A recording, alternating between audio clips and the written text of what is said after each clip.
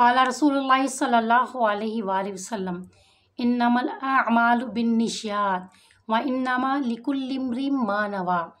अमाल की कबूलियत का इन्हिसार नीयत पर है और हर आदमी के लिए सिर्फ वही है जिसकी इसने नीयत की। लिकुल्लि इम्रिइन मा नवा, ज़रा गौर कीजिए कि हर आदमी के लिए सिर्फ वही है लिकुल्लि इम्रिइन मा नवा, जिसकी इसने नीयत की। यानी हमारी कसौटी हमारी नीयतों पर हो रही है। हमारी नीयतें दुरुस्त होती हैं, हमारे सारे मामला ठीक हो जाते हैं। हमारी नीयतें ख़राब होती हैं तो खुले रास्ते भी बंद हो जाते हैं। नीयत का अच्छा होना, नीयत का दुरुस्त होना, नीयत का ठीक होना बेहद ज़रूरी है। हमारी जैसे हम सोचते हैं ना, हमारे साथ वैसे ही मामलात होते हैं। हम नेगेटिव सोचते हैं तो सारे मामलात नेगेटिव हो जाते हैं।